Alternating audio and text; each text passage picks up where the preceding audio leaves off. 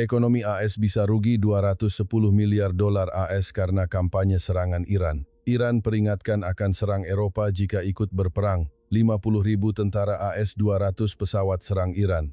Hasil mengejutkan dalam 24 jam pertama. AS membentuk kembali peta strategis global mengirimkan pesan dari Rusia Tiongkok. Negara-negara terus mempercepat evakuasi warga di tengah ketegangan Timur Tengah. Selamat datang di kanal YouTube Perspektif Global Indo. Mari kita simak bersama berita-berita penting hari ini. Dalam konteks ketegangan AS Iran, Ken Smetters, Direktur Model Anggaran Penn Wharton Budget Model PWBM, salah satu analis keuangan terkemuka di Amerika Serikat, memperkirakan bahwa ekonomi AS dapat menderita kerugian hingga 210 miliar dolar AS, belum termasuk biaya militer dalam kampanye jangka panjang untuk menyerang Iran.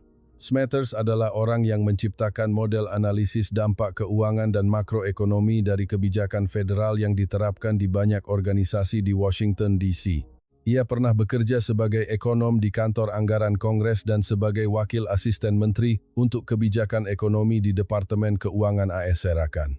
Menurutnya, biaya militer untuk kampanye operasi kemarahan mengerikan berkisar antara 40 miliar hingga 95 miliar dolar AS, tergantung pada skala dan durasi serangan. Namun modelnya memprediksi biaya yang paling mungkin terjadi adalah 65 miliar dolar AS. Jumlah ini mencakup biaya operasional untuk kegiatan militer langsung dan penggantian persenjataan. Dia mengatakan jika perang berlangsung lebih dari 2 bulan angka ini pasti akan meningkat. Selain pengeluaran militer langsung, Smetters memprediksi ekonomi AS akan menderita kerugian tambahan sebesar 115 miliar dolar AS dengan rentang yang sangat lebar dari 50 miliar hingga 210 miliar dolar AS, tergantung pada situasi aktual. Ia mencatat bahwa risiko biaya melonjak ke level tertinggi sangat besar. Kerugian ini berasal dari terganggunya perdagangan, fluktuasi harga energi dan ketidakstabilan pasar keuangan. Konsekuensi ini biasa terjadi ketika Timur Tengah mengalami perang yang berkepanjangan. AS juga menghadapi biaya sebesar 179 miliar dolar AS terkait pajak balasan. Setelah putusan Mahkamah Agung yang menyatakan pajak ini tidak sesuai aturan pemerintah, AS mungkin terpaksa mengembalikan seluruh jumlah tersebut kepada perusahaan dan pembayar pajak Amerika. Presiden Trump meluncurkan kampanye operasi kemarahan mengerikan pada tanggal 28, berkoordinasi dengan Israel untuk menyerang dan menghancurkan fasilitas rudal jelajah Angkatan Laut dan program nuklir Iran, serta membunuh pemimpin tertinggi Ali Khamenei. Iran kemudian terus-menerus meluncurkan rudal dan UAV ke sasaran di seluruh Timur Tengah sebagai pembalasan. Setidaknya 6 tentara AS tewas dalam serangan balasan Iran. Trump pada tanggal 2 mengatakan bahwa kampanye tersebut bisa berlangsung 4 hingga 5 minggu dan tidak mengesampingkan kemungkinan mengirim pasukan darat ke Iran. Risiko konflik yang berkepanjangan secara signifikan meningkatkan risiko keuangan, sehingga model Smetters mengasumsikan biaya akan melonjak setelah periode 2 bulan. Menurut Elaine McCusker, mantan pejabat senior anggaran di Departemen Pertahanan AS, yang sekarang bekerja di American Enterprise Institute, sebelum kampanye dimulai, AS telah menghabiskan 630 juta dolar AS untuk penempatan pasukan, terutama biaya operasional puluhan kapal perang dan lebih dari 100 pesawat ke Timur Tengah. Angka ini tidak kecil tetapi masih dalam kendali dan dapat dibayar dari anggaran besar 839 miliar dolar AS yang dialokasikan untuk Departemen Pertahanan tahun ini. Menurut survei Reuters, Ipsos 25% rakyat Amerika mendukung serangan udara ke Iran. Bahkan di internal Partai Republik, 25% setuju dengan tindakan Trump menggunakan kekuatan militer terhadap Iran. Dalam konteks opini publik yang terpecah dan politisi konservatif yang khawatir tentang utang publik kerugian ekonomi, kemungkinan akan memicu perdebatan sengit tentang siapa yang pada akhirnya akan menanggung biaya konflik yang belum jelas. Kapan akan berakhir? Smetters juga memberikan pandangan yang hati-hati tentang cara menghitung biaya perang. Ia berpendapat bahwa angka-angka saat ini sering mengabaikan skenario sebaliknya. Ia berkata, masalahnya adalah kita belum memperhitungkan bahwa jika Iran benar-benar memiliki senjata nuklir di masa depan Amerika, mungkin harus mengeluarkan lebih banyak uang untuk militer, bahkan biaya yang sangat besar untuk mengatasi konsekuensi jika kota-kota diserang. Pada tanggal-tanggal tidak disebutkan dalam sebuah pengumuman resmi di Teheran, juru bicara Kementerian Luar Negeri Iran mengatakan bahwa setiap tindakan oleh Eropa akan dianggap sebagai tindakan perang dan akan dibalas dengan serangan yang menargetkan kota-kota di benua itu. Secara spesifik, Teheran memperingatkan negara-negara Eropa untuk tidak terlibat dalam perang dengan Iran setelah banyak negara menyatakan kemungkinan akan melakukan tindakan membela diri terhadap potensi peluncuran rudal Iran. Dalam pernyataannya, Teheran memperingatkan bahwa langkah semacam itu akan dianggap sebagai provokasi langsung dan akan memperluas serangan balasan negara itu ke kota-kota dan negara-negara Eropa. Juru bicara Kementerian Luar Negeri Iran Esmail Baghai mengatakan bahwa itu akan menjadi tindakan perang. Setiap tindakan seperti itu terhadap Iran akan dianggap sebagai keterlibatan. Itu akan dianggap sebagai tindakan perang melawan Iran. Peringatan itu datang di tengah upaya negara-negara Eropa untuk meningkatkan kemampuan pertahanan mereka saat perang AS dan Israel dengan Iran mengancam akan meluas keluar kawasan Timur Tengah dan membahayakan keamanan Eropa. Awal pekan ini, pesawat tak berawak UAV serang buatan Iran menargetkan pangkalan Angkatan Udara Kerajaan Inggris Akrotiri di Republik Siprus, sebuah negara anggota Uni Eropa. Para pejabat mengatakan mereka percaya UAV tersebut diluncurkan dari Lebanon, kemungkinan oleh Hizbullah. Serangan itu membuat Inggris memperkuat pertahanan pangkalan tersebut. Media Inggris melaporkan bahwa Perdana Menteri Starmer sedang mempertimbangkan untuk mengirim sebuah kapal perang untuk memperkuat garis pertahanan terhadap kemungkinan serangan di masa depan. Sementara itu, Yunani, Jerman, dan Prancis semuanya berjanji untuk mendukung Republik Siprus dalam memperkuat kemampuan pertahanannya dengan Yunani, dan Prancis mengirimkan kapal fregat Angkatan Laut, sementara Athena juga menyumbangkan jet tempur F-16. Sekretaris Jenderal NATO Mark Rutte menekankan bahwa aliansi militer tersebut tidak secara langsung campur tangan dalam apa yang terjadi di Timur Tengah, tetapi akan melindungi setiap jengkal wilayah NATO jika diperlukan. Berbicara selama kunjungannya ke Makedonia Utara, Rutte mengatakan bahwa Iran merupakan ancaman bagi kawasan yang lebih luas, sambil menegaskan kembali bahwa kampanye ini dilakukan oleh AS dan Israel. Dan meskipun beberapa sekutu memberikan dukungan, hal ini dilakukan atas dasar bilateral. Presiden Prancis Emmanuel Macron juga telah memerintahkan peningkatan arsenal nuklir Paris dalam menghadapi ancaman yang dihadapi benua itu di berbagai front, dari konflik Rusia-Ukraina hingga perang di Timur Tengah. Pemimpin Prancis itu juga menyatakan bahwa negaranya berencana untuk meluncurkan program untuk mendistribusikan aset nuklir Prancis di seluruh benua. 8 negara termasuk Inggris, Jerman, dan Belanda telah menyatakan minat untuk menempatkan kemampuan penangkal Prancis di wilayah mereka. Pada tanggal 3, Wang Yi, anggota Politbiro dan Menteri Luar Negeri Tiongkok, melakukan panggilan telepon dengan Menteri Luar Negeri Israel Gideon Sa'ar atas permintaan pihak Israel. Menurut media Tiongkok, setelah mendengarkan penjelasan Gideon Sa'ar tentang posisi Israel terhadap situasi saat ini, Wang Yi mengatakan bahwa Tiongkok selalu secara konsisten menganjurkan penyelesaian titik-titik panas internasional dan regional melalui dialog dan konsultasi. Semua pihak harus mematuhi tujuan dan prinsip piagam PBB dan tidak menggunakan atau mengancam akan menggunakan kekuatan dalam hubungan internasional. Hal ini juga sejalan dengan kepentingan fundamental semua pihak termasuk Israel. Wang Yi menekankan bahwa selama bertahun-tahun pihak Tiongkok telah berusaha untuk mempromosikan solusi politik untuk masalah nuklir Iran. Negosiasi baru-baru ini antara Iran dan AS telah mencapai kemajuan signifikan yang juga mencakup kekhawatiran keamanan Israel. Sayangnya, proses ini telah terganggu oleh bom dan peluru. Pihak Tiongkok menyerukan penghentian segera kegiatan militer untuk mencegah eskalasi konflik lebih lanjut dan di luar kendali. Tiongkok selalu mempertahankan posisi yang adil dan objektif tentang masalah Timur Tengah dan akan terus memainkan peran konstruktif dalam mempromosikan deeskalasi ketegangan. Wang Yi juga meminta pihak Israel untuk mengambil langkah-langkah konkret untuk memastikan keselamatan individu dan organisasi Tiongkok. Gideon Sa'ar menegaskan bahwa Israel sangat menghargai dan akan melindungi keselamatan individu dan organisasi Tiongkok. Terkait dengan situasi konflik di Timur Tengah, dalam beberapa hari terakhir, Menteri Luar Negeri Tiongkok Wang Yi juga telah melakukan panggilan telepon dengan rekan-rekannya dari Rusia, Iran, Prancis, dan Oman. Pada tanggal 3, media Iran melaporkan bahwa AS dan Israel menyerang gedung badan yang bertugas memilih pemimpin tertinggi baru untuk menggantikan Khamenei. Kantor berita Tasnim Iran melaporkan bahwa AS dan Israel telah menyerang gedung Majelis Ahli di Qom. Video yang muncul di media sosial pada hari yang sama menunjukkan gedung itu rusak berat dalam serangan tersebut. Majelis Ahli Iran yang terdiri dari 88 anggota bertugas memilih mengawasi dan dapat memberhentikan pemimpin tertinggi. Menurut kantor berita Mer, badan tersebut tidak lagi bertemu di gedung di kota Qom. Tasnim juga melaporkan bahwa kompleks Majelis Ahli di Teheran yang merupakan bekas markas Majelis Permusyawaratan Islam juga menjadi sasaran serangan udara AS dan Israel pada malam hari. Korban dan kerusakan dalam dua serangan udara tersebut belum jelas. Pada hari yang sama, serangan AS dan Israel juga menargetkan lokasi di sekitar lapangan Revolusi Islam di Teheran dengan target spesifik yang belum jelas. Menurut media Iran, banyak rumah penduduk di daerah itu mengalami kerusakan signifikan. Sementara itu, pada hari yang sama, Presiden Donald Trump mengatakan kepada wartawan bahwa ada serangan lain yang menargetkan para pemimpin baru Iran, dan itu juga merupakan serangan yang cukup kuat.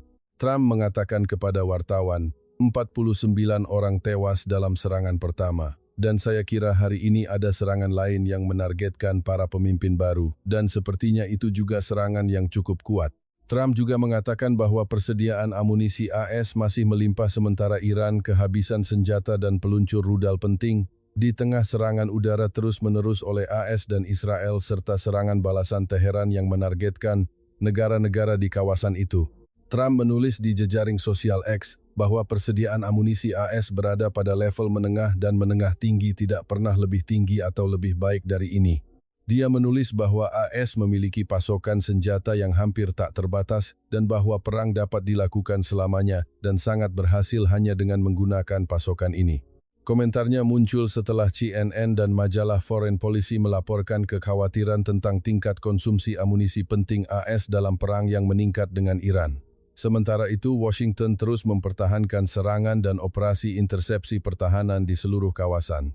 Sistem AS termasuk sistem Patriot dan THAAD yang dikerahkan di Israel dan negara-negara tetangga telah berpartisipasi aktif dalam melawan serangan rudal balistik dan pesawat tak berawak Iran. CNN melaporkan pada tanggal 2 bahwa persediaan AS untuk beberapa sistem rudal termasuk rudal serangan darat Tomahawk dan rudal pencegat SM-3 berada di bawah tekanan besar di tengah operasi yang berkelanjutan. Majalah Foreign Policy juga melaporkan pada tanggal 1 bahwa ketika AS merencanakan operasi melawan Iran, para jenderal militer terkemuka menyatakan keprihatinan tentang persediaan amunisi, terutama rudal pencegat pertahanan udara yang diperlukan untuk melawan rudal balistik dan pesawat tak berawak. Iran yang menargetkan lokasi di kawasan tempat pasukan AS ditempatkan. Dalam postingan terpisah pada tanggal 3 di X, Trump menyebut artikel Foreign Policy sebagai aib dan mengatakan bahwa AS memiliki senjata tingkat menengah hingga tinggi yang tak terbatas, hal-hal yang brutal. Trump mengatakan kepada Politico pada tanggal 1 bahwa Iran kehabisan senjata-senjata penting. The New York Times melaporkan pada tanggal 1 mengutip para pejabat militer Israel bahwa serangan udara Israel yang dilakukan sejak Juni tahun lalu telah menghancurkan sekitar 200 peluncur rudal balistik Iran dan menonaktifkan puluhan lainnya, setara dengan sekitar setengah dari peluncur aktif Iran. Menurut laporan itu, serangan Israel baik dalam kampanye serangan saat ini maupun kampanye 12 hari musim panas, lalu juga menargetkan fasilitas produksi bahan peledak utama Iran. Kompleks ini memasok komponen penting untuk hulu ledak rudal dan mendukung program senjata termasuk rudal pesawat tak berawak dan rudal jelajah.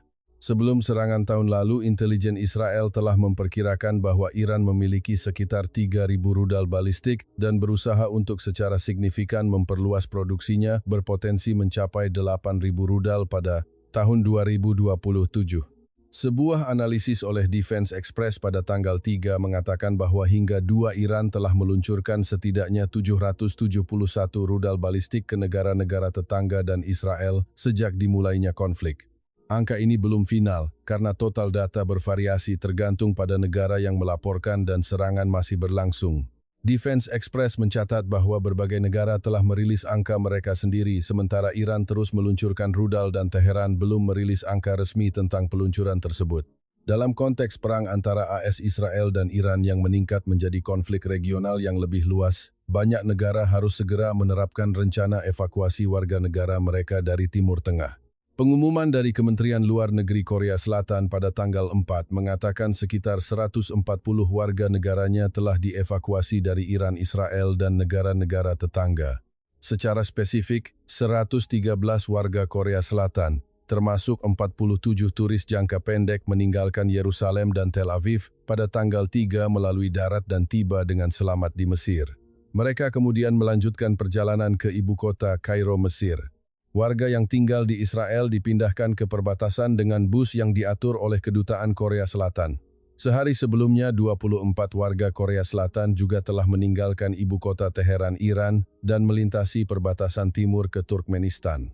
Orang-orang ini saat ini sedang dalam perjalanan ke Ashgabat dan diperkirakan akan melanjutkan perjalanan mereka atau kembali ke Korea Selatan. Selain itu, 2 warga Korea Selatan dari Bahrain telah dievakuasi ke Arab Saudi dan 2 lainnya dari Irak dibawa ke Turki. Di antara mereka yang dievakuasi dari Iran adalah pelatih Korea Selatan Lee dari tim nasional sepak bola wanita Iran dan Lee bek Korea Selatan yang bermain untuk klub MES Rafsanjani FC. Menurut data dari Kementerian Luar Negeri Korea Selatan, sekitar 600 warga negaranya, termasuk sekitar 100 turis jangka pendek berada di Israel sebelum evakuasi berlangsung. Saat ini ada sekitar 40 orang di Iran. Pemerintah Korea Selatan telah mengerahkan tim tanggap cepat untuk mendukung upaya evakuasi dan menyatakan belum ada rencana untuk menarik staf kedutaan dari zona konflik. Pada tanggal 3, Meksiko juga melakukan operasi evakuasi darurat untuk mengeluarkan 121 warganya dari Iran, Israel, Yordania, Lebanon, dan Qatar melalui rute darat yang aman. Kementerian Luar Negeri negara itu mengatakan jumlah orang yang dievakuasi kemungkinan akan bertambah karena masih banyak warga yang menunggu bantuan untuk meninggalkan wilayah tersebut. Meksiko saat ini menjaga kontak dengan kedutaan besarnya di negara-negara tersebut untuk memantau situasi dan memastikan keselamatan warganya. Dalam konteks wilayah udara, banyak negara teluk ditutup karena konflik evakuasi saat ini, terutama dilakukan melalui rute darat lintas batas. Kementerian Luar Negeri Meksiko merekomendasikan warganya di wilayah tersebut untuk mencari tempat perlindungan yang aman, membatasi pergerakan, dan mematuhi instruksi dari pemerintah setempat. Menteri Luar Negeri Meksiko Juan Ramón de la Fuente sebelumnya mengatakan ada sekitar 7.000 warga Meksiko yang tinggal dan bekerja di Timur Tengah. Orang-orang ini disarankan untuk menghubungi perwakilan diplomatik terdekat untuk mendapatkan bantuan dan panduan rute evakuasi yang aman, termasuk rute dari Yordania dan Israel ke Mesir, mulai tanggal 4. Kementerian Luar Negeri menegaskan bahwa hingga saat ini belum ada laporan warga yang terluka atau tewas akibat serangan udara dan memperkirakan jumlah orang yang dievakuasi dapat terus meningkat tergantung pada perkembangan situasi. Pemerintah Bulgaria juga menegaskan prioritas untuk melindungi keselamatan warganya sambil mengembangkan rencana evakuasi yang layak di tengah informasi yang berubah cepat tentang penutupan dan pembukaan wilayah udara serta meningkatnya risiko keamanan. Kementerian Luar Negeri Bulgaria merekomendasikan warganya yang berada di negara-negara yang terkena dampak untuk tetap berada di tempat yang aman, menghindari pergerakan melalui perbatasan darat dan mematuhi instruksi dari pemerintah setempat. Kementerian tersebut juga mengatakan bahwa Markas Komando Krisis beroperasi 24,7 untuk menerima dan memproses panggilan serta informasi dari wilayah tersebut dan tempat lain sambil berkoordinasi erat dengan Badan Transportasi, Pariwisata dan Kantor Perdana Menteri sementara. Selain itu, Kementerian Luar Negeri Bulgaria juga memperluas rekomendasinya ke wilayah di luar zona konflik langsung dan saat ini sedang berkoordinasi dengan Yunani untuk mengevakuasi warga dari Oman. Berbicara pada pertemuan Dewan Menteri, Perdana Menteri sementara Andrei Gurov menekankan bahwa keamanan warga adalah prioritas utama dan operasi evakuasi akan bergantung pada faktor-faktor seperti izin keamanan dan kemampuan untuk mendarat di bandara-bandara di kawasan tersebut. Sementara itu, Menteri Pertahanan sementara Bulgaria Atanas Zafirov menegaskan tidak ada perubahan dalam operasi Angkatan Udara Bulgaria maupun kehadiran pasukan AS di negara itu. Ia menekankan bahwa Bulgaria tidak berpartisipasi dalam kegiatan yang berkaitan dengan ketegangan antara Israel dan AS dengan Iran. Pada saat yang sama, ia mengutip pernyataan Organisasi Perjanjian Atlantik Utara NATO yang menyatakan bahwa aliansi tersebut tidak terlibat dalam operasi militer terkait. Pada tanggal 3, juru bicara Kremlin Dmitry Peskov mengatakan bahwa Presiden Rusia Vladimir Putin sedang berupaya semaksimal mungkin untuk membantu meredakan ketegangan di Timur Tengah saat konflik antara AS Israel dan Iran telah berlangsung selama beberapa hari. Peskov mengatakan Presiden Vladimir Putin tentu saja sedang dan akan melakukan segala upaya untuk berkontribusi setidaknya untuk meredakan ketegangan di Timur Tengah. Menurut Peskov, dalam sebagian besar percakapannya dengan para pemimpin Timur Tengah, Presiden Putin mengatakan akan menyampaikan kepada Iran kekhawatiran mereka tentang serangan terhadap infrastruktur di negara-negara kawasan tersebut. Pada hari yang sama, Menteri Luar Negeri Rusia Sergei Lavrov memperingatkan bahwa perang yang dilancarkan oleh AS dan Israel terhadap Iran dapat mengarah pada hasil yang justru ingin mereka cegah, yaitu mendorong Iran dan negara-negara tetangga Arabnya untuk mencari senjata nuklir. Lavrov berpendapat bahwa konsekuensi logisnya adalah akan muncul kekuatan-kekuatan di Iran yang mendukung kepemilikan bom nuklir karena AS tidak menyerang negara-negara yang memiliki bom nuklir. Selain itu, menurut Lavrov, negara-negara Arab juga dapat bergabung dalam perlombaan untuk membuat bom nuklir dan masalah proliferasi senjata nuklir akan mulai lepas kendali. Ia mengatakan tujuan mulia yang dicanangkan adalah melancarkan operasi militer untuk mencegah proliferasi senjata nuklir, tetapi justru dapat memicu tren yang sama sekali berlawanan. Israel dan pemerintahan Presiden AS Donald Trump menyebut pengejaran senjata nuklir oleh Iran sebagai salah satu alasan AS dan Israel melancarkan serangan. Utusan khusus AS Steve Biegun mengatakan bahwa para negosiator senior Iran pernah menyatakan bahwa mereka memiliki uranium yang diperkaya tingkat tinggi yang cukup untuk membuat 11 bom nuklir dalam putaran pertama pembicaraan antara kedua belah pihak awal tahun ini. Namun Lavrov mengatakan belum melihat bukti apapun yang menunjukkan bahwa Iran sedang mengembangkan senjata nuklir. Israel secara luas diakui sebagai satu-satunya negara di kawasan itu yang memiliki senjata nuklir meskipun negara itu tidak mengonfirmasi maupun menyangkalnya. Perundingan antara AS dan Iran baru-baru ini menemui jalan buntu ketika Washington ingin memperluas cakupan perundingan tidak hanya nuklir tetapi juga program rudal dan pasukan proksi Iran. Sementara itu, Teheran hanya menerima negosiasi tentang nuklir. Pada tanggal 4, Komandan Komando Pusat AS CENTCOM Laksamana Brad Cooper mengumumkan bahwa negaranya telah menyerang hampir 2.000 target di Iran, menghancurkan ratusan rudal peluncur dan 17 kapal perang berbagai jenis. Cooper berkata, "Kami menargetkan hampir 2.000 sasaran dengan lebih dari 2.000 amunisi berbagai jenis. Skala 24 jam pertama kampanye ini hampir 2 kali lipat lebih besar dari serangan ke Irak pada tahun 2003. Kami akan terus melancarkan serangan 24,7 terhadap Iran." CENTCOM adalah badan yang bertanggung jawab atas seluruh operasi militer AS Select di Timur Tengah. Laksamana Cooper mengatakan, AS telah mengerahkan pembom strategis B-1 dan B-2 untuk berpartisipasi dalam serangan presisi dan tidak menghadapi perlawanan. Ia menyatakan bahwa AS telah secara serius melemahkan kemampuan pertahanan udara Iran serta menghancurkan ratusan rudal balistik peluncur dan pesawat tak berawak UAV. Cooper berkata AS sedang menenggelamkan seluruh armada Iran. Hingga saat ini kami telah menghancurkan 17 kapal perang mereka termasuk kapal selam paling kuat dalam inventaris. Kapal perang itu telah berlubang di lambungnya. 3 kapal selam terbesar dalam inventaris Angkatan Laut Iran adalah dari proyek 877 yang dibuat oleh Uni Soviet dan Rusia dengan bobot benaman lebih dari 3.000 ton saat menyelam dapat bergerak dengan kecepatan 37 km jam dan jangkauan operasi hampir 14.000 km. Mereka dilengkapi dengan 6 tabung torpedo 533 mm dengan 18 torpedo dan 24 ranjau laut. Laksamana AS itu menuduh Iran telah mengganggu transportasi internasional selama beberapa dekade.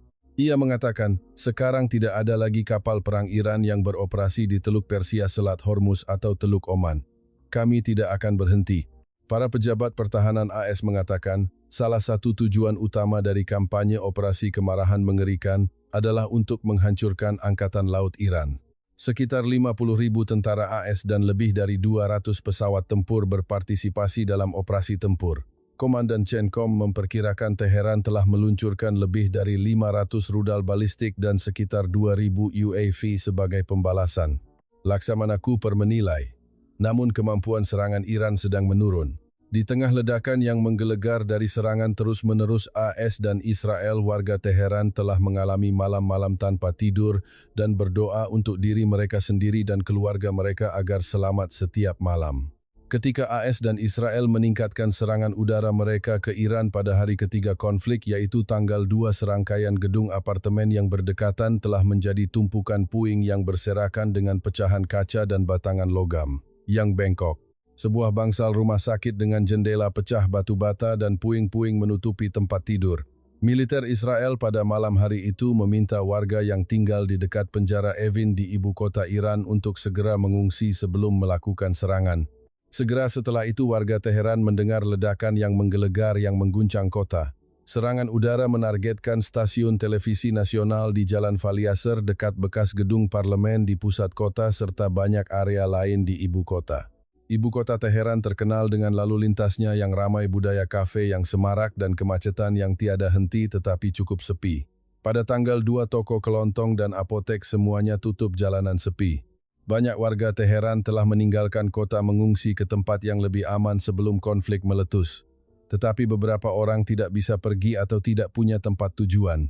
Hujan bom turun, mereka buru-buru mengumpulkan barang-barang mereka, memasukkannya ke dalam kantong plastik dan melarikan diri dari lingkungan yang diserang. Bahaya mengintai di mana-mana, pusat kota sepi dari kendaraan tetapi jalan keluar kota macet panjang. Pasukan keamanan dan petugas intelijen ditempatkan di seluruh pos pemeriksaan di Teheran untuk memeriksa kendaraan dan pejalan kaki. Yasaman, seorang fotografer berusia 40 tahun berkata, "Serangan-serangan itu terjadi sangat dekat dengan kami. Saya sudah tidak bisa tidur selama 4 malam.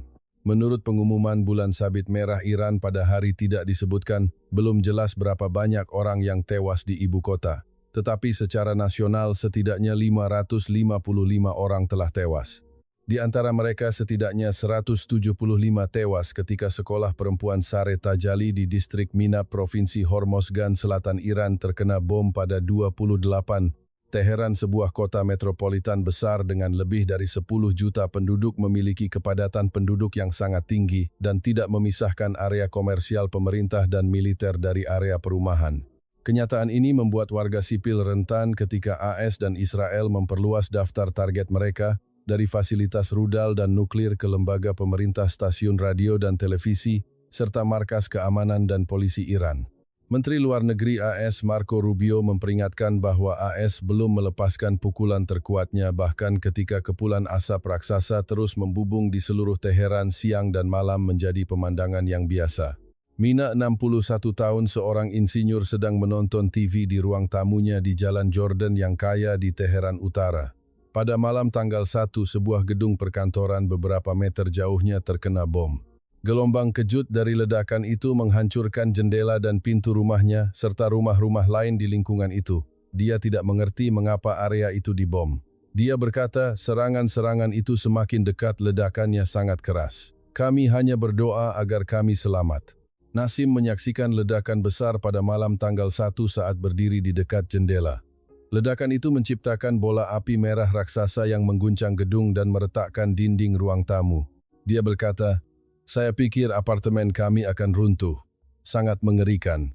Serangan itu menargetkan menara telekomunikasi, sebuah saluran televisi nasional di seberang Rumah Sakit Gandhi, sebuah fasilitas medis swasta terkenal yang berspesialisasi dalam pengobatan infertilitas. Dokter dan perawat harus mengevakuasi pasien termasuk bayi baru lahir di inkubator. Direktur Rumah Sakit Muhammad Hasan Baniasad mengatakan, "Kami punya bayi baru lahir, kami punya 8 pasien di unit perawatan intensif 2 dalam kondisi kritis, wanita yang sedang melahirkan."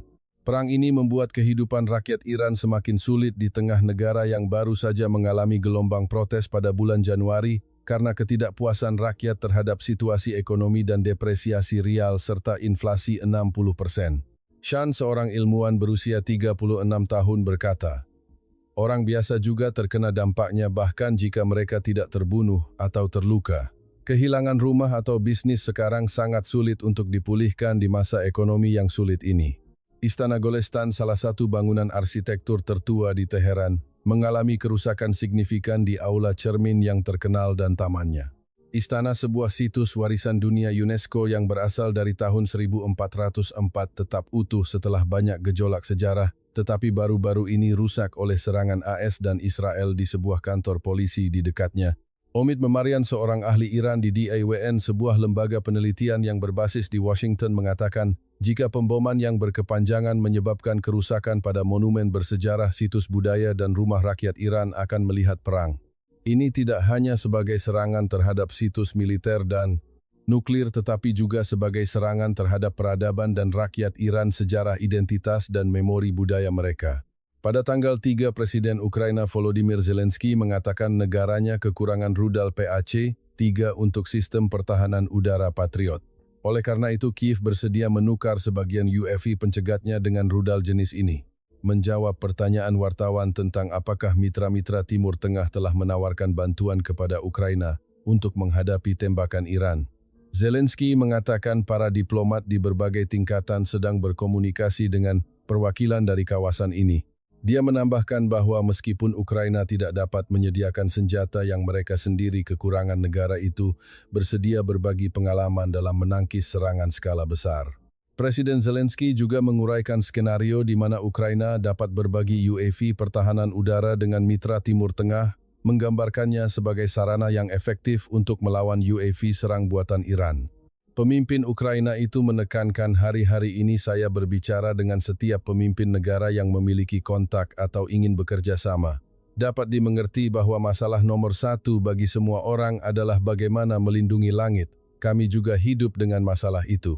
Saat ini mereka misalnya memiliki sistem pertahanan udara Patriot, memiliki rudal PAC-3. Mereka memiliki semua itu. Tapi apakah itu akan melindungi dari ratusan syahid, sementara kami kekurangan PAC-3? Jika mereka memberikannya kepada kami akan memberikan UAV pencegat. Ini adalah pertukaran yang setara. Setiap rudal Patriot berharga beberapa juta dolar AS, sementara UAV pencegat bernilai beberapa ribu dolar AS. Untuk menembak jatuh UAV murah Iran, UAV pencegat dianggap sebagai tindakan yang lebih efektif secara ekonomi. Zelensky juga mengungkapkan telah membahas situasi Iran dengan Presiden Uni Emirat Arab Mohammed bin Zayed Al Nahyan dan Emir Qatar Tamim bin Hamad Al Thani. Ukraina memiliki banyak pengalaman dalam menangani UAV dan rudal yang terakumulasi selama 4 tahun perang intens dengan Rusia.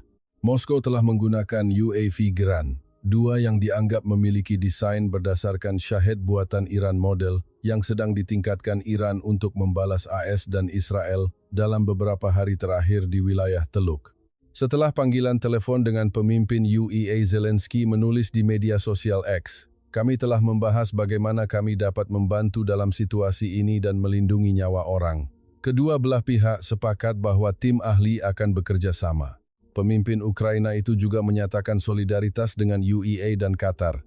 Setelah percakapan dengan Emir Qatar, Zelensky mengatakan bahwa kelompok kerja Ukraina dan Qatar akan menjaga komunikasi untuk menentukan bagaimana mereka dapat bersama-sama memperkuat perlindungan rakyat. Sebelumnya, Kiev mengatakan Ukraina bersedia mengirim ahli UAV ke Timur Tengah untuk membantu menembak jatuh UAV Iran jika para mitra membantu menengahi gencatan senjata dalam perang antara Ukraina dan Rusia. Pensiunan Jenderal AS Mark Kimet baru-baru ini mengatakan bahwa perang tak terbatas AS dan Israel terhadap Iran hanya akan berakhir ketika Teheran menyerah. Jenderal Kimet berpendapat bahwa terlepas dari disinformasi di media Washington, tetap mempertahankan posisi yang jelas tentang tujuannya di Iran. Menurutnya, AS menargetkan 3 tujuan inti: mengakhiri program nuklir Teheran, menurunkan kemampuan rudal balistik dan pesawat tak berawaknya, serta menghilangkan jaringan pasukan proksi Iran di kawasan itu. Namun, Kimet menolak kekhawatiran termasuk pendapat dari anggota Parlemen Demokrat bahwa mengejar tujuan-tujuan ini dapat memaksa AS untuk mengerahkan pasukan darat di lapangan. Kimet menilai Presiden telah menegaskan bahwa ia tidak ingin terjebak dalam perang tak berkesudahan. Konflik-konflik yang membuat tentara terjebak untuk waktu yang lama di negara-negara seperti Irak atau Afghanistan, ketika misi secara bertahap beralih dari operasi militer ke rekonstruksi nasional, mendirikan pasar saham, dan melakukan misi-misi non-inti lainnya. Jadi jika AS dapat fokus pada ketiga tujuan itu dan tidak memperluasnya, saya pikir situasi akan terkendali. Ini adalah perang tak terbatas, karena hanya akan berakhir ketika Iran menyadari bahwa mereka perlu kembali ke meja perundingan. Pensiunan jenderal itu juga berpendapat bahwa pintu negosiasi antara AS dan Iran belum tertutup dengan syarat Teheran menerima konsesi pada 3 tuntutan yang telah ditetapkan Washington. Jenderal Kimet juga menilai bahwa kampanye pengeboman strategis jarang menjadi metode yang efektif untuk mencapai tujuan dalam konflik dan secara historis ini bukanlah cara untuk memenangkan perang. Mengacu pada doktrin serangan masif yang diterapkan AS pada tahap awal Perang Irak, Kimet mengatakan strategi shock and awe tidak berhasil di Irak. Namun menurutnya, skala penyebaran serangan udara bersama dengan kesediaan untuk melakukan pembunuhan yang ditargetkan terhadap para pemimpin musuh, membuat kampanye saat ini lebih mirip operasi militer Israel melawan Hizbullah setelah 7 Oktober daripada kampanye pengeboman strategis.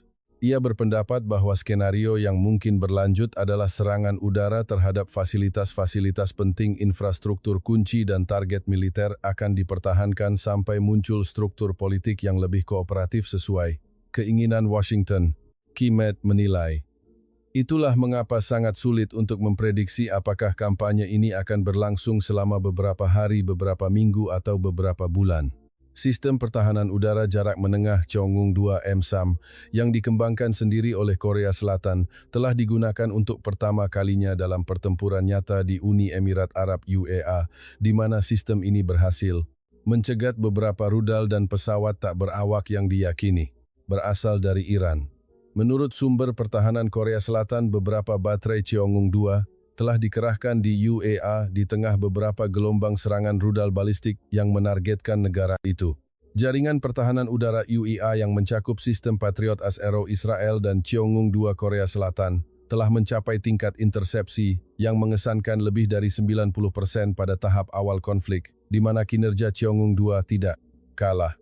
Cheonggung-2 adalah produk kolaborasi dari 3 perusahaan Korea Selatan, LEG Next 1, mengembangkan rudal pencegat dan pusat kendali tembakan Hanwha Systems radar multifungsi dan Hanwha Aerospace peluncur.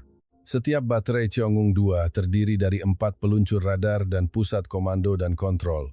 Sebelumnya, UEA menandatangani kontrak senilai sekitar 35 miliar dolar AS pada Januari 2022 untuk membeli sistem Cheonggung-2, menandai kesepakatan ekspor senjata terbesar Korea Selatan pada saat itu. 2 baterai Cheonggung-2 diyakini telah digunakan dalam intersepsi baru-baru ini. Kalangan industri pertahanan memperkirakan harga setiap baterai Cheonggung-2 sekitar 300 hingga 400 miliar won, setara dengan 200 hingga 270 juta dolar AS, hampir sepertiga dari nilai sistem Patriot menciptakan keunggulan kompetitif yang besar di pasar. Menurut The Times of Israel pada tanggal tidak disebutkan sejak operasi Lion's Roar pecah, Iran telah secara signifikan mengubah cara meluncurkan rudal ke Israel dibandingkan dengan serangan skala besar sebelumnya. Meskipun para ahli belum mencapai konsensus tentang penyebab spesifiknya, banyak analisis menunjukkan kombinasi tekanan militer dari Israel dan AS, kesulitan dalam koordinasi komando, dan kemungkinan Iran secara aktif menghemat arsenal senjatanya. Dalam serangan sebelumnya, terutama perang pada bulan Juni tahun lalu, Iran sering meluncurkan puluhan rudal sekaligus untuk membanjiri sistem pertahanan udara Israel. Hanya dalam konflik 12 hari itu, Teheran meluncurkan total sekitar 500 rudal, di mana 2 gelombang serangan besar pertama terdiri dari 150 rudal. Pihak AS harus menggunakan 100 hingga 150 rudal pencegat THAAD, masing-masing senilai lebih dari 10 juta dolar AS, atau sekitar seperempat dari seluruh persediaannya untuk membantu Israel bertahan. Kali ini gambarannya sangat berbeda. Pada hari pertama konflik saat ini, Iran meluncurkan sekitar 170 rudal, tetapi dibagi menjadi beberapa gelombang kecil, masing-masing hanya 2 atau 3 rudal. Peluncuran tidak hanya menargetkan Israel, tetapi juga negara-negara Teluk dan pangkalan AS di kawasan itu. Pakar penerbangan dan rudal veteran Tal Inbar mengonfirmasi kepada The Times of Israel, "Kami tidak melihat peluncuran rudal dalam salvo sampai tanggal 2. Salah satu alasan yang paling sering disebutkan oleh para ahli adalah kampanye pengeboman terus-menerus oleh AS dan Israel terhadap infrastruktur rudal Iran.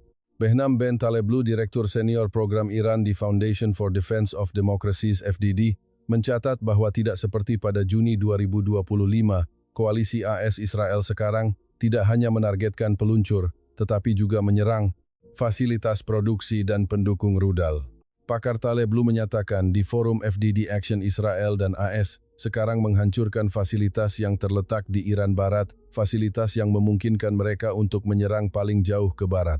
Taleblu menganalogikan bahwa alih-alih hanya menargetkan pemanah dan harus bertahan dari panah pendekatan baru, akan menghancurkan seluruh fasilitas menonaktifkan baik pemanah maupun panah Teheran. Sementara itu, pakar Chan Kasapoglu di Hudson Institute menambahkan bahwa dengan partisipasi langsung AS dalam kampanye pengeboman Iran, kehilangan peluncur dan rudal dengan laju yang jauh lebih cepat daripada Juni tahun lalu. Dalam konteks Angkatan Pertahanan Israel IDF telah melakukan lebih dari 700 sorti hanya dalam 36 jam pertama pertempuran. Selain tekanan dari serangan udara, kemampuan koordinasi internal Iran tampaknya juga sangat melemah. Menurut IDF, sekitar 40 pemimpin senior Iran, termasuk banyak komandan militer terkemuka tewas pada tahap awal perang. Decker Evelet, seorang analis di lembaga penelitian CNAAS, berkomentar di media sosial X, tidak seperti perang 12 hari tahun lalu, di mana Iran menggunakan sebagian dari kekuatan misilnya untuk membalas dalam gelombang yang jelas ini. Adalah perubahan total.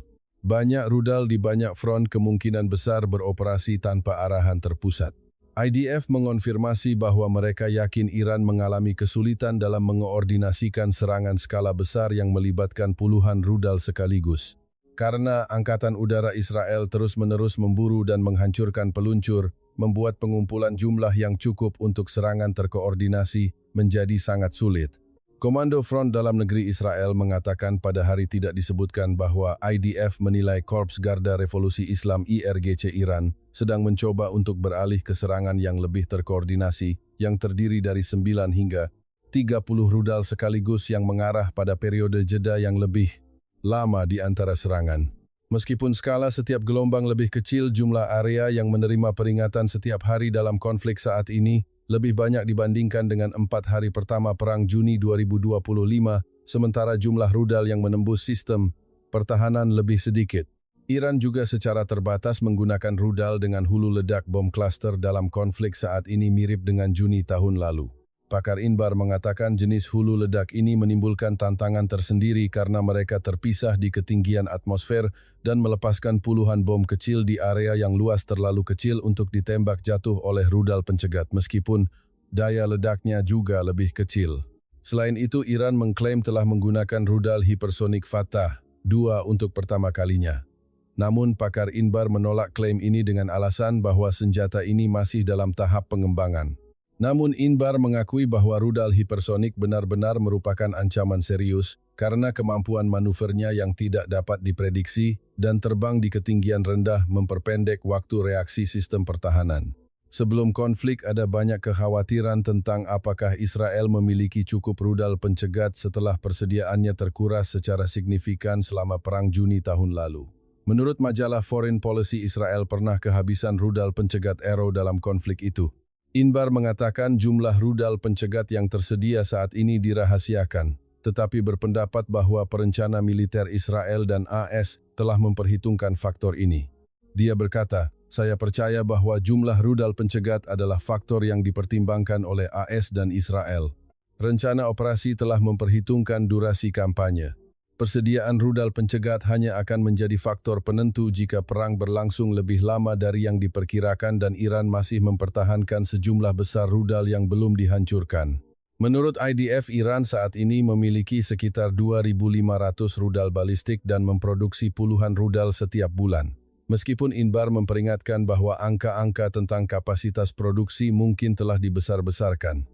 Pada tanggal 3, Jenderal Abdul Nasser Al-Humairi, juru bicara Kementerian Pertahanan Uni Emirat Arab UAE, menunjukkan kepada wartawan puing-puing rudal dan pesawat tak berawak UAV Iran yang ditembak jatuh oleh pertahanan udara negaranya.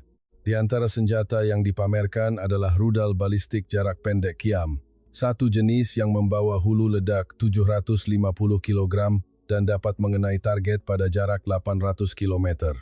Jenderal Al-Humairi juga menunjukkan sebuah UAV Shahed 136 yang rusak, menambahkan bahwa sejumlah besar pesawat jenis ini telah dihancurkan oleh pertahanan udara UAE.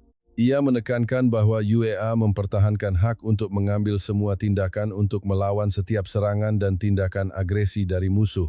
Kementerian Pertahanan UEA mengatakan bahwa sejak konflik pecah antara AS Israel dan Iran, akhir pekan lalu total 186 rudal balistik telah diluncurkan ke wilayahnya. Dari jumlah tersebut, 172 dihancurkan, 13 rudal jatuh ke laut dan 1 jatuh di wilayah UEA. Negara itu menjadi sasaran 812 UAV Iran, di mana 755 dicegat dan 57 jatuh di UEA. 8 rudal jelajah juga telah terdeteksi dan dihancurkan. Serangan tersebut telah menewaskan 3 orang masing-masing warga negara Pakistan, Nepal, dan Bangladesh, selain 68 orang luka ringan. Menurut Al Jazeera, pada tanggal tidak disebutkan ketegangan antara AS dan Spanyol telah meningkat setelah Presiden AS Donald Trump mengancam akan memotong semua perdagangan dengan Madrid terkait perselisihan tentang NATO dan posisi Spanyol terhadap serangan Iran. Pemerintahan Perdana Menteri Pedro Sanchez menyatakan bahwa Spanyol memiliki sumber daya yang cukup untuk membatasi dampak jika AS memberlakukan sanksi perdagangan. Pada saat yang sama, mereka menekankan bahwa Washington perlu mematuhi hukum internasional serta perjanjian perdagangan bilateral antara AS dan Uni Eropa. Ketegangan meletus setelah AS dan Israel melancarkan serangan terhadap Iran akhir pekan lalu. Perdana Menteri Pedro Sanchez mengkritik tindakan ini sebagai pelanggaran hukum internasional dan menyerukan penyelesaian konflik melalui dialog. Dia berpendapat bahwa menentang rezim yang bermusuhan tidak sama dengan mendukung intervensi militer yang berbahaya dan tidak dapat dibenarkan. Sementara itu, Menteri Luar Negeri Spanyol José Manuel Álvarez menegaskan bahwa Madrid tidak akan mengizinkan pangkalan militer di wilayahnya digunakan untuk operasi penyerangan terhadap Iran. Menurutnya, pangkalan tersebut dioperasikan bersama oleh AS dan Spanyol, tetapi tetap berada di bawah kedaulatan Madrid dan hanya dapat digunakan sesuai dengan perjanjian bilateral serta sejalan dengan piagam PBB. Setelah pernyataan Madrid, AS memindahkan 15 pesawat termasuk pesawat pengisian bahan bakar dari 2 pangkalan militer Rota dan Moron di Spanyol Selatan. Menanggapi langkah ini, Trump pada hari yang sama mengatakan kepada pers di Gedung Putih bahwa Spanyol telah berperilaku sangat buruk dengan tidak mengizinkan AS menggunakan pangkalan-pangkalan tersebut untuk operasi terkait Iran. Dia mengatakan telah menginstruksikan Menteri Keuangan Scott Moe untuk memotong semua transaksi perdagangan dengan Spanyol. Presiden Trump menyatakan bahwa AS akan mengakhiri semua aktivitas perdagangan dengan Madrid dan tidak ingin mempertahankan hubungan perdagangan dengan negara tersebut. Ini bukan pertama kalinya hubungan antara Washington dan Madrid menjadi tegang. Pada tahun 2024, Perdana Menteri Pedro Sanchez pernah menolak untuk mengizinkan kapal yang mengangkut senjata ke Israel berlabuh di pelabuhan Spanyol. Madrid juga menentang usulan Washington yang menuntut negara-negara NATO membelanjakan 5% dari PDB mereka untuk pertahanan pada tahun 2035. Para ahli berpendapat bahwa Spanyol memiliki tingkat ketergantungan perdagangan pada AS yang lebih rendah daripada beberapa ekonomi Eropa lainnya. Spanyol saat ini adalah pengekspor minyak zaitun terbesar di dunia dan juga menjual banyak komoditas ke AS seperti komponen otomotif baja dan bahan kimia. Menurut data dari Biro Sensus AS mempertahankan surplus perdagangan dengan Spanyol untuk tahun keempat berturut-turut pada tahun 2025. Total ekspor AS ke Spanyol mencapai 26,1 miliar dolar AS, sementara impor berada di angka 21,3 miliar dolar AS, menciptakan surplus perdagangan sekitar 48 miliar dolar AS. Perkembangan ini menunjukkan bahwa perselisihan politik terkait NATO dan konflik Timur Tengah mulai merembet ke sektor ekonomi, yang dapat menciptakan tekanan tambahan dalam hubungan antara AS dan beberapa sekutu Eropanya. Awal bulan ini 3 jet tempur F-15E AS ditembak jatuh oleh sistem pertahanan udara Kuwait di atas wilayah udara negara itu. Tidak ada korban jiwa yang dilaporkan. Dalam lingkungan pertempuran yang kompleks, insiden salah tembak bisa terjadi.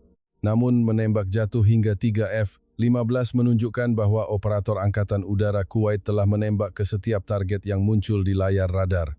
Tentu saja ini masih tergantung pada penyelidikan oleh Komando Pusat AS-CENTCOM dalam waktu dekat. Kuwait memiliki sistem pertahanan udara modern termasuk Patriot PHE, 3 MSA dan PHE, 2 yang ditingkatkan. Selain itu, negara ini juga mengoperasikan HAWK NASAMS dan Spada. PA-3 adalah jenis rudal pencegat kinetik, sedangkan PA 2 mencakup versi GEM dan GEM-T yang menggunakan hulu ledak fragmentasi ledakan jarak dekat proximity fuse, PAC. 3 harus menabrak target secara langsung, sedangkan PAC 2 meledak di dekat target dan melontarkan pecahan logam untuk menjatuhkannya. Setidaknya satu video menunjukkan sebuah F-15 jatuh bebas setelah terkena tembakan dengan bagian sayap ekor hancur menyebabkan pesawat kehilangan kendali. Ini bisa menunjukkan bahwa rudal yang mengenainya adalah jenis pencari inframerah pada tahap akhir bukan dipandu radar, tapi penilaian ini masih bersifat spekulatif. Baik PAC 3 maupun PAC 2 dipandu oleh radar darat. Sistem HABOK juga serupa menggunakan radar iluminasi untuk mengunci target. Kuwait juga memiliki sistem pertahanan udara jarak pendek lainnya, termasuk Spada 2000 sistem pertahanan udara ketinggian rendah hingga menengah yang menggunakan rudal darat ke udara Aspide 2000 dengan hulu ledak, fragmentasi ledakan jarak dekat. Sistem lain adalah NASAMS. AS menyetujui ekspor sistem ini ke Kuwait pada tahun 2022. NASAMS menggunakan rudal udara ke udara seperti AMRA AIM 120 dan AIM 9 untuk diluncurkan dari darat. Rudal-rudal ini menggunakan hulu ledak fragmentasi ledakan jarak dekat dan pencari inframerah pada tahap akhir. Iran telah menembakkan rudal balistik Khaibar, rudal jelajah Pave dan 2 jenis UAV Arash 2 dan Shahed 136 ke target-target di Kuwait. Peran pasti dari jet tempur F-15 tidak jelas, tetapi kemungkinan besar mereka dikerahkan untuk menembak jatuh UAV dan mungkin juga rudal jelajah Iran. Dalam kasus itu, sistem pertahanan udara darat seharusnya fokus pada rudal balistik yang datang.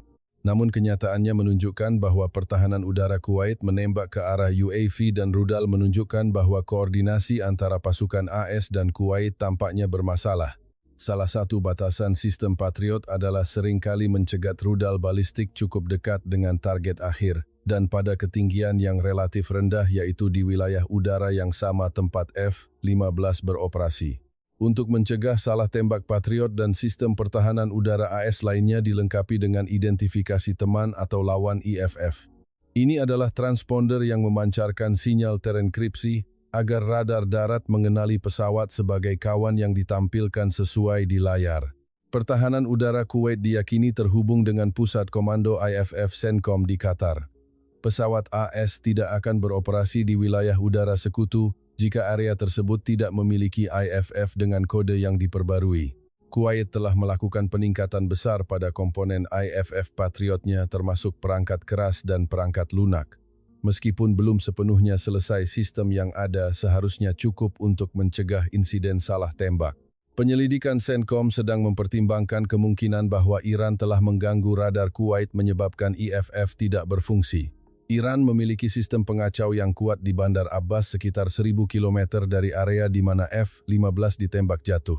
3 sistem pengacau Iran diyakini beroperasi pada saat insiden terjadi. Coral platform yang dipasang di truk yang ditempatkan di dekat wilayah pesisir seperti Bandar Abbas dengan jangkauan sekitar 250 km dan khusus untuk mengganggu radar udara dan sinyal satelit. Selain itu, Iran memiliki unit radar X-band yang dimodifikasi untuk melakukan pengacauan non-kinetik, mengganggu sistem navigasi asing dan Avtobaza M, sistem intelijen elektronik yang dapat melacak dan mengganggu tautan kontrol UAV dan pesawat. Namun sistem-sistem ini tampaknya terlalu jauh untuk dapat mengganggu IFF Kuwait. Jika IFF tidak terganggu, penembakan salah 3 F-15 bisa jadi karena kesalahan operasional akibat penembakan yang tidak terkendali. F-15 terbang jauh lebih cepat daripada UAV tetapi jauh lebih lambat daripada rudal bahkan di fase akhir. Bahkan tanpa IFF, operator masih bisa membedakan target melalui sinyal radar dan karakteristik penerbangan. Namun tampaknya mereka telah menembak ke setiap target yang muncul yang menyebabkan hilangnya F-15. Kemungkinan kegagalan teknis atau kesalahan operasional masih ada. Kemungkinan lain termasuk integrasi yang tidak efektif antara sistem pertahanan udara yang berbeda, kurangnya sinkronisasi bersama dengan penembakan massal selama fase kekacauan tinggi bisa jadi menyebabkan hilangnya 3 F-15. Pada tanggal 3, Presiden Prancis Emmanuel Macron mengumumkan bahwa negaranya akan mengerahkan kapal induk bertenaga nuklir Charles de Gaulle beserta kapal pengawalnya ke Laut Mediterania saat perang meluas di seluruh Timur Tengah setelah serangan udara AS dan Israel terhadap Iran. Macron mengatakan, menghadapi ketidakstabilan ini, ketidakpastian dalam beberapa hari ke depan, saya telah memerintahkan kapal induk Charles de Gaulle aset udaranya dan kapal pengawalnya untuk menuju ke Laut Mediterania. Dia berpendapat bahwa AS dan Israel telah melancarkan operasi militer terhadap Iran di luar kerangka hukum internasional, sesuatu yang tidak dapat disetujui oleh Paris. Selain itu, pemimpin Prancis itu mengkritik keras Teheran mengatakan bahwa negara itu juga harus bertanggung jawab atas konflik saat ini di kawasan itu. Macron memperingatkan bahwa serangan udara terhadap Iran akan berlanjut dalam beberapa hari mendatang dan serangan balasan Iran di seluruh kawasan juga kemungkinan akan berlanjut. Dia mengatakan bahwa bersama dengan Jerman dan Inggris, Prancis telah menyerukan penghentian segera. Serangan udara menekankan bahwa perdamaian yang berkelanjutan di kawasan itu hanya dapat dicapai melalui dimulainya kembali negosiasi diplomatik. Prancis juga telah mengerahkan jet tempur Rafale, sistem pertahanan udara dan aset radar udara untuk melindungi wilayah udara sekutunya dan akan mempertahankan langkah-langkah ini selama diperlukan. Pada tanggal 3, Presiden Donald Trump mengumumkan bahwa ia telah memerintahkan US International Development Finance Corporation (DFC) untuk menyediakan asuransi dan jaminan bagi kapal-kapal yang melewati Teluk. Dalam sebuah posting di media sosial X, Trump menulis, "Berlaku segera saya telah memerintahkan Development Finance Corporation (AS) untuk menyediakan dengan harga yang sangat wajar, asuransi risiko politik dan jaminan untuk keamanan finansial dari semua perdagangan maritim terutama energi yang melewati Teluk. Ini akan berlaku untuk semua perusahaan pelayaran." Presiden Trump juga menyatakan bahwa Angkatan Laut AS akan mengawal kapal tanker minyak melalui Selat Hormuz jika diperlukan. Trump menekankan, apapun yang terjadi, AS akan memastikan aliran energi yang bebas untuk dunia. Kekuatan ekonomi dan militer AS adalah yang terbesar di bumi, akan ada lebih banyak tindakan lagi. Dalam pernyataan lain, Presiden Trump menegaskan bahwa Iran telah kehilangan kemampuan angkatan laut, angkatan udara, dan sistem radarnya karena serangan udara AS. Pemimpin AS itu mengatakan, mereka tidak lagi memiliki angkatan laut, itu telah hancur. Mereka tidak lagi memiliki angkatan udara, itu telah hancur. Mereka tidak lagi memiliki sistem pertahanan udara, itu telah hancur. Sistem radar mereka telah hancur. Hampir semuanya telah hancur. Pekan ini Iran mengancam akan menyerang kapal-kapal yang melewati selat tersebut dan beberapa kapal tanker minyak telah diserang di wilayah tersebut. Beberapa perusahaan asuransi maritim termasuk Scoot Steamship Mutual dan North Standard telah memberitahu klien mereka bahwa mereka telah menghentikan pertanggungan untuk setiap kerusakan yang terkait dengan perang di perairan sekitarnya. Menurut sumber dari Politico, pemerintahan AS sedang mempertimbangkan opsi untuk memberikan perlindungan militer bagi kapal tanker minyak dan gas yang melewati Selat Hormuz. Pemerintah AS juga sedang membahas opsi untuk bertindak sebagai penjamin agar kapal tanker dapat bergerak melalui selat dengan aman. Keputusan ini dijelaskan bertujuan untuk menahan risiko kenaikan harga energi di tengah krisis di Timur Tengah. Media pemerintah Iran melaporkan pada tanggal tidak disebutkan bahwa Komandan Korps Garda Revolusi Islam Iran menyatakan bahwa Selat Hormuz, jalur pengiriman minyak terpenting di dunia, telah ditutup dan Iran akan menembak setiap kapal yang mencoba melewatinya. Ini adalah peringatan paling keras dari Teheran sejak negara itu mengumumkan penutupan rute strategis ini pada 28, sebuah langkah yang dapat mengganggu sekitar 1/5 dari aliran minyak global dan mendorong harga energi melonjak. Pada tanggal 3, dalam pertemuan dengan Kanselir Jerman Friedrich Merz di ruang oval, Presiden AS Donald Trump mengakui kemungkinan bahwa perang dengan Iran mungkin tidak akan menghasilkan perubahan signifikan dalam jangka panjang, di mana tujuan perubahan rezim di Teheran mungkin tidak mencapai hasil yang diharapkan. Presiden Trump berpendapat bahwa skenario terburuk adalah AS melakukan tindakan militer, tetapi orang yang berkuasa di Iran setelahnya tetap sama buruknya seperti sebelumnya. Ia menilai ini adalah sesuatu yang bisa terjadi dan akan menjadi situasi yang tidak menguntungkan jika setelah bertahun-tahun baru menyadari bahwa penggantinya tidak lebih baik. Para pengamat berpendapat bahwa pernyataan blak-blakan ini kemungkinan tidak akan mengurangi kritik dari Partai Demokrat dan beberapa anggota parlemen Partai Republik di tengah kekhawatiran bahwa Gedung Putih telah memasuki konflik tanpa menentukan hasil atau tujuan akhir yang jelas. Presiden Trump juga menepis kemungkinan bahwa Israel menekan AS untuk melancarkan kampanye tersebut. Ia berpendapat bahwa berdasarkan proses negosiasi Iran mungkin telah bersiap untuk menyerang terlebih dahulu dan AS tidak ingin hal itu terjadi. Penilaian ini bertentangan dengan penilaian sebelumnya dari Menteri Luar Negeri Marco Rubio yang berpendapat bahwa tekad Israel untuk menyerang Iran dan risiko serangan balasan yang menargetkan kepentingan AS di kawasan itu telah mendorong keputusan untuk melakukan serangan udara. Presiden AS juga memperingatkan bahwa harga gas bisa naik karena konflik setelah harga bensin di AS naik dalam semalam.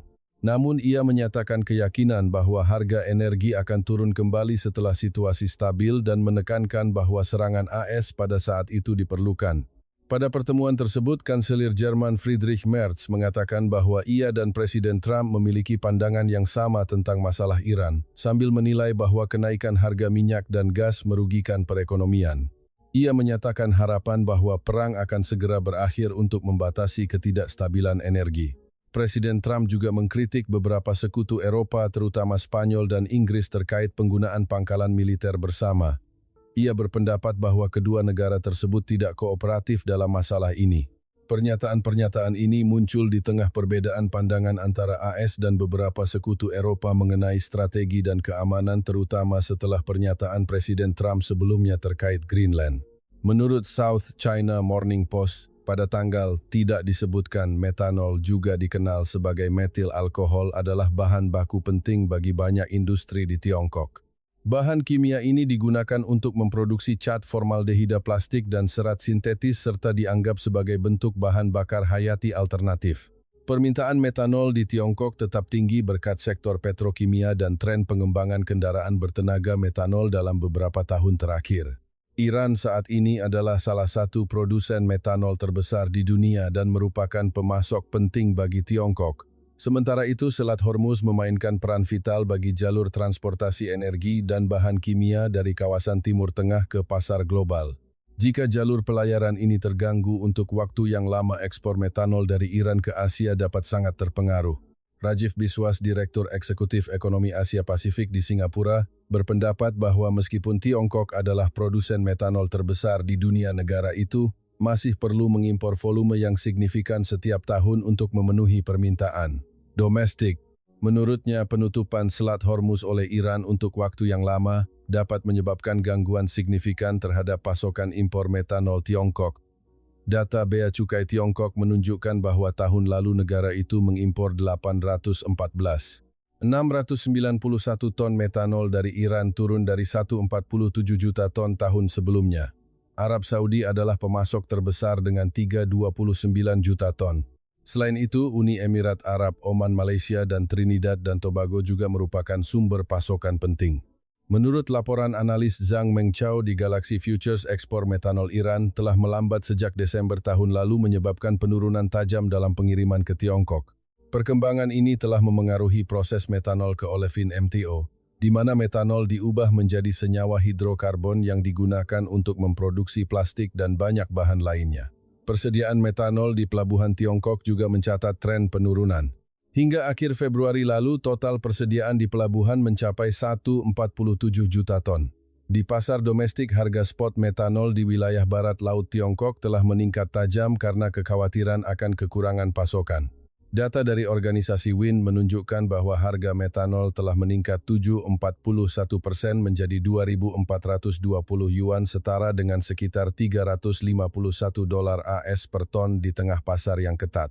Selain itu, Tiongkok dalam beberapa tahun terakhir telah mendorong penggunaan metanol sebagai solusi bahan bakar alternatif fosil. Lebih dari 70 dokumen kebijakan di tingkat pusat dan daerah telah dikeluarkan untuk mendukung pengembangan kendaraan bertenaga metanol. Namun sebagian besar permintaan konsumsi masih dipenuhi oleh produksi dalam negeri, sehingga menciptakan tingkat ketahanan tertentu meskipun tidak tinggi terhadap guncangan impor jangka pendek.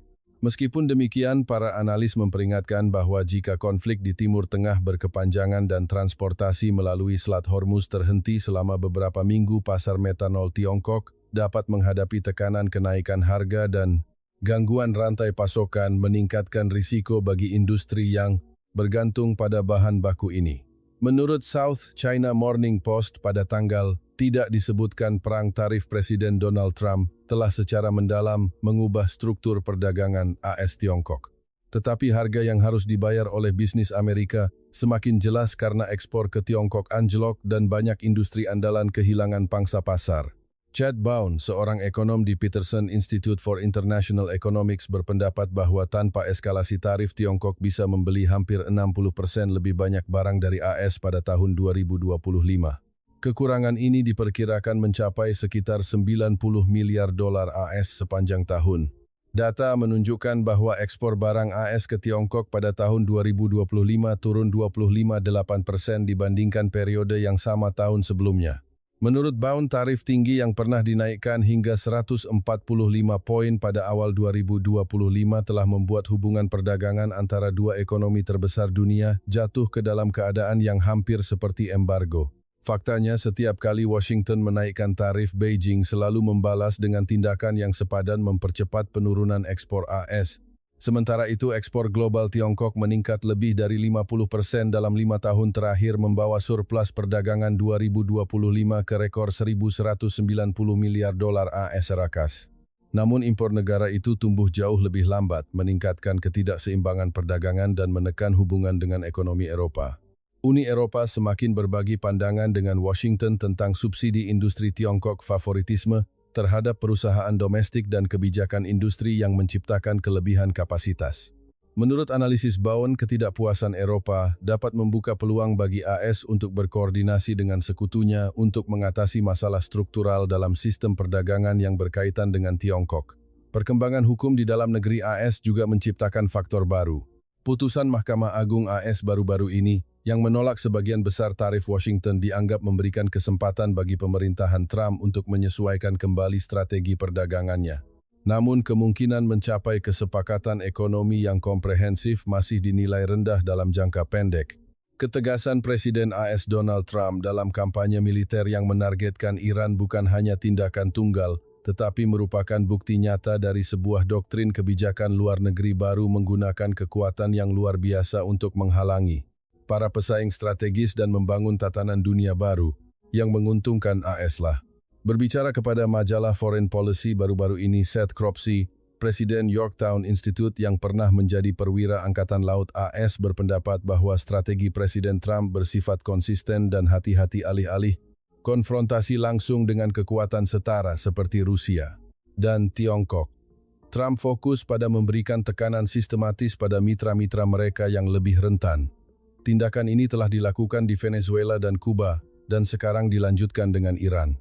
Menyerang para penguasa Teheran, infrastruktur rudal dan sistem komando Iran tidak hanya melemahkan rezim ini tetapi juga mengirimkan pesan kuat ke Moskow, dan Beijing konfrontasi langsung dengan AS akan menyebabkan kerugian yang sangat besar. Inti dari doktrin ini adalah penggunaan kemampuan militer yang superior untuk mencapai keuntungan strategis jangka panjang tanpa terjebak dalam perang tak berkesudahan. Pertama, serangan pendahuluan. Serangan AS dan Israel telah melumpuhkan program nuklir Teheran, melanjutkan keberhasilan kampanye Beguile the Night tahun lalu. Kedua, koridor pengisian bahan bakar berkelanjutan. AS mempertahankan kekuatan pesawat pengisi bahan bakar yang sangat besar yang memungkinkan pembom strategis seperti B-2B-1 dan B-52 untuk lepas landas dari jarak jauh dan menyerang target di Iran dengan presisi. Ketiga, perang elektronik menggunakan teknologi untuk melumpuhkan sistem komando dan kontrol Korps Garda Revolusi Islam Iran, mengganggu kemampuan Iran untuk melakukan serangan balasan. Dapat dikatakan bahwa doktrin di atas merusak kebijakan menghindari eskalasi yang telah membatasi efektivitas militer AS selama beberapa dekade. Kesediaan untuk menggunakan rudal penembus bunker MOP atau mengerahkan pasukan khusus di Venezuela menunjukkan bahwa AS tidak lagi ragu-ragu dalam menggunakan kekuatannya. AS dengan cerdik menyesuaikan hubungan antara kekuatan besar dengan menggabungkan kekuatan militer dengan tekanan ekonomi dan diplomatik. Dengan Rusia, AS mempertahankan aliran senjata yang stabil ke Ukraina yang dibiayai oleh Eropa disertai dengan dukungan intelijen untuk menahan Moskow, sementara Washington tetap menjadi mediator. Dengan Tiongkok, negosiasi perdagangan dan tarif dilakukan secara paralel dengan pencegahan militer. AS ingin membuktikan bahwa bahkan kekuatan yang sedang bangkit sekuat Tiongkok akan menderita kerugian besar di hadapan armada kapal selam dan pesawat tempur dari kapal induk AS. Pakar Cropsey berpendapat bahwa kampanye militer saat ini di Iran dibangun di atas kemunduran Teheran setelah perang 12 hari tahun lalu. Meskipun Iran mencoba membeli senjata jarak pendek dari Rusia dan mempertahankan produksi rudal pada tingkat 100 per bulan, sistem pertahanan udaranya masih rusak parah. Kelemahan militer telah menyebabkan kekacauan politik dengan gelombang protes di dalam negeri baru-baru ini. AS sekarang memegang semua pengaruh dari postur militer hingga mesin ekonomi untuk membentuk masa depan Iran pasca Khamenei. Pakar Cropsey menyimpulkan bahwa tujuan jangka panjang Presiden Trump adalah untuk dikenal sebagai seorang pembawa damai. Namun perdamaian dalam doktrin Trump tidak datang dari konsesi, tetapi dari penguatan maksimal kekuatan pencegahan. Menyerang Iran dipandang sebagai kesempatan untuk menonaktifkan mitra penting Rusia dan Tiongkok sehingga secara komprehensif mengubah konstelasi di Timur Tengah dan dunia. Menurut kantor berita Reuters pada tanggal 3 jaksa Kuba mengumumkan telah mendakwa 6 orang buangan Kuba dengan tuduhan terorisme dan memerintahkan penahanan prasidang terkait baku tembak di Laut pekan lalu yang menewaskan 4 orang dan melukai 6 lainnya. Menurut Kementerian Dalam Negeri Kuba, insiden itu terjadi pada 25 ketika sebuah speedboat dari AS memasuki perairan Kuba. Pihak berwenang Havana menuduh kelompok itu melepaskan tembakan ke kapal patroli perbatasan dengan niat menyebabkan ketidakstabilan dan menyerang unit militer di negara pulau yang dipimpin Partai Komunis itu. Pasukan Kuba membalas tembakan menewaskan 4 warga Kuba di kapal itu dan menahan 6 orang yang selamat. Belum ada informasi terbaru tentang kondisi kesehatan atau lokasi penahanan mereka yang terluka. Media pemerintah Kuba mengatakan kelompok itu dituduh membawa gudang senjata mengerikan hampir 13.000 butir amunisi, 13 senapan dan 11 pistol. Kuba juga mengatakan setidaknya 2 dari mereka yang ditangkap pernah masuk dalam daftar individu yang dituduh melakukan terorisme. Di televisi pemerintah jaksa Eduardo Robert Campbell mengatakan para terdakwa dapat menghadapi berbagai dakwaan terkait tindakan terorisme. Jika terbukti bersalah, mereka bisa menghadapi hukuman 10 hingga 15 tahun penjara untuk kejahatan yang lebih ringan dan 20 hingga 30 tahun penjara, bahkan hukuman mati untuk tuduhan yang lebih serius.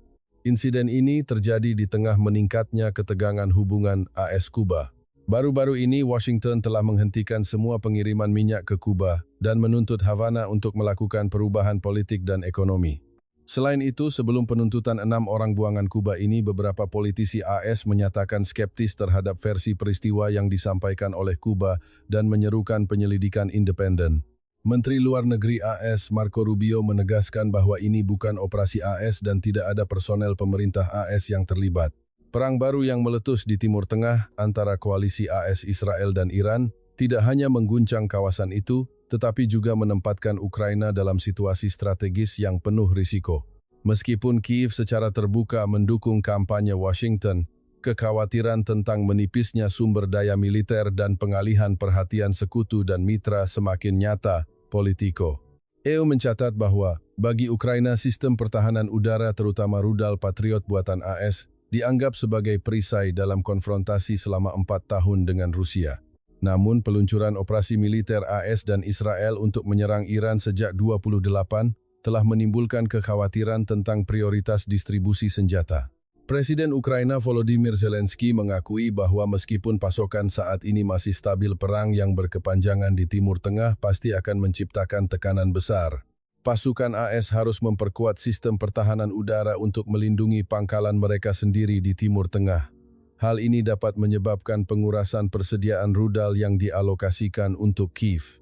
Dalam sebuah pesan kepada media, Zelensky menekankan, "Semua orang mengerti bahwa bagi kami rudal pertahanan udara adalah kehidupan." Para pejabat Eropa juga menyatakan keprihatinan serupa. Pakar pertahanan James Rogers di Chatham House berpendapat bahwa jika konflik Timur Tengah berlarut-larut, kemampuan negara-negara Eropa untuk membeli senjata dari AS untuk dikirim ke Ukraina akan sangat terhambat.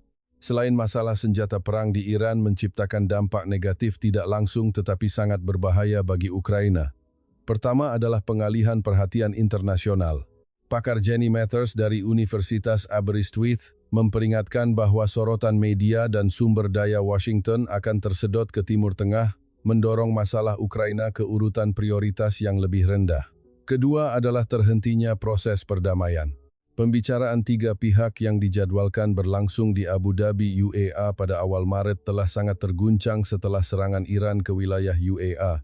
Ketiga adalah lonjakan harga minyak.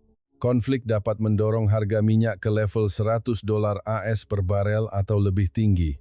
Ini adalah berita baik bagi Rusia membantu Moskow mendapatkan sumber keuangan yang melimpah untuk mendanai kampanye militernya di Ukraina. Menurut Kyiv Independent, langkah cepat Ukraina menjadi salah satu negara pertama yang mendukung serangan AS dan Israel terhadap Iran dinilai oleh para analis sebagai langkah yang diperhitungkan dengan cermat. Pertama, memutus sumber pasokan lawan.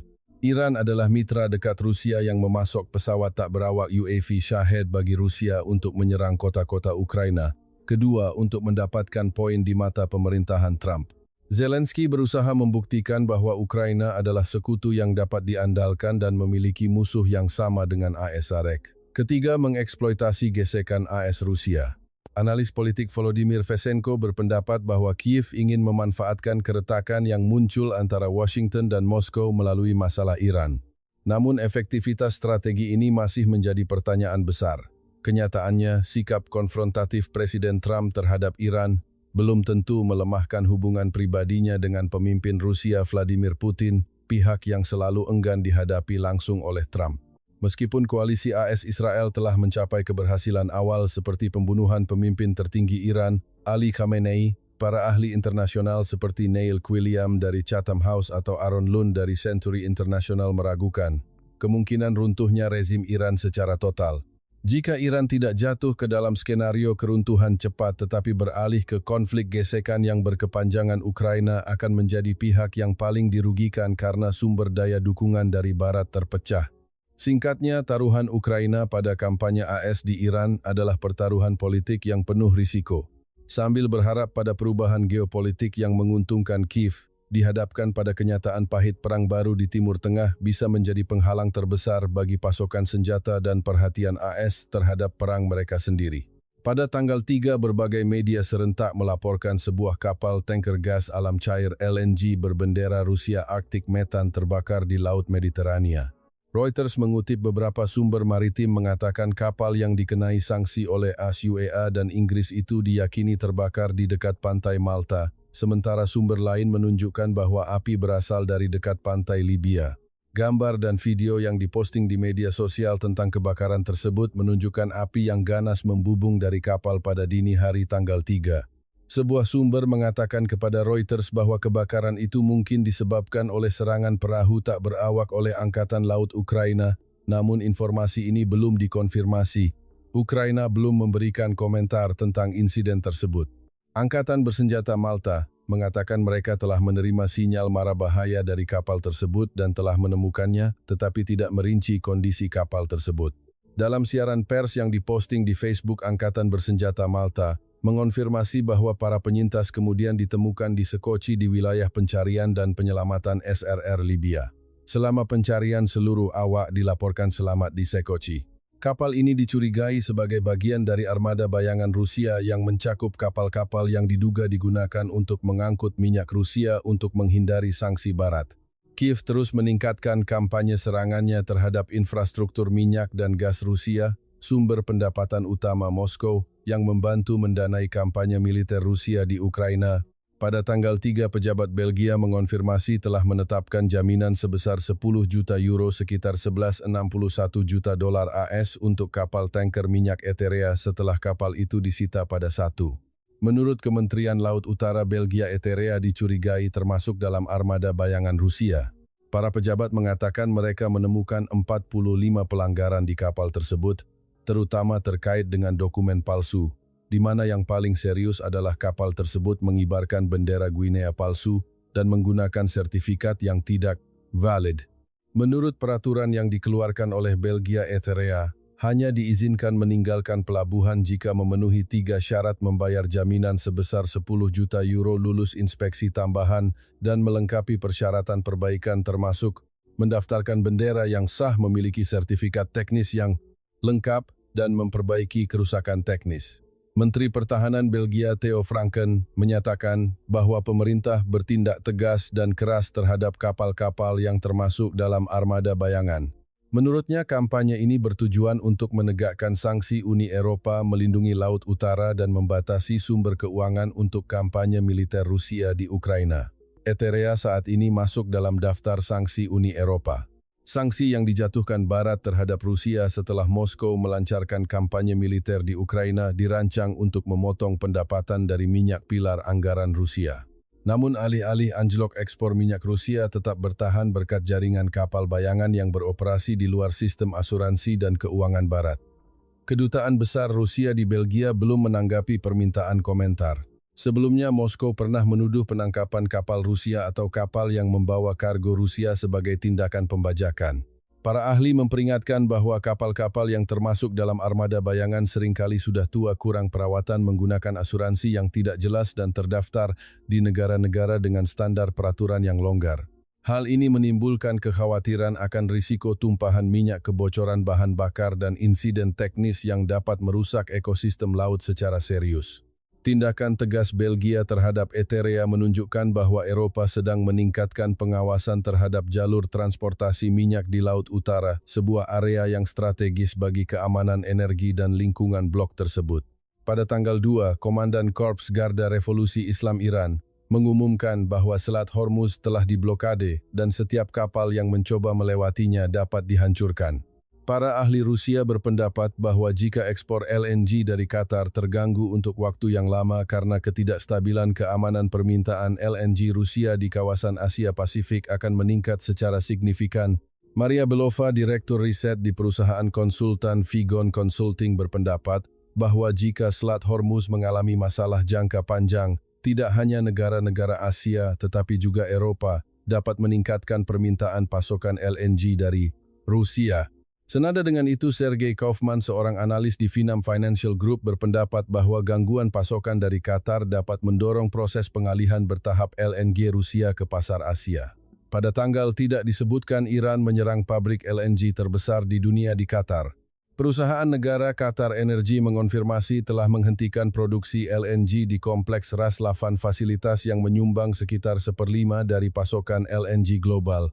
Qatar saat ini adalah pengekspor LNG terbesar ketiga di dunia setelah AS dan Australia dengan kapasitas sekitar 77 juta ton per tahun dan berencana untuk meningkatkannya menjadi 142 juta ton dalam waktu dekat. Sementara itu, Rusia memproduksi 32,9 juta ton LNG pada tahun 2025, turun 36% dari periode yang sama tahun sebelumnya. Dari jumlah tersebut, 979 juta ton dipasok ke Tiongkok, naik 18,2%, sementara sekitar 23 miliar meter kubik diangkut ke Eropa. Rusia saat ini mengoperasikan 2 proyek LNG skala besar, Yamal LNG dan Sakhalin-2, proyek Arctic LNG. 2 fase 1 belum secara resmi beroperasi penuh meskipun ada informasi tentang beberapa pengiriman ke Tiongkok. Rusia juga memiliki 2 pabrik LNG berukuran sedang di wilayah Baltik, Gazprom LNG Portovaya dan Cryogas Vysotsk. Namun fasilitas-fasilitas ini telah dimasukkan dalam daftar sanksi oleh Departemen Keuangan AS.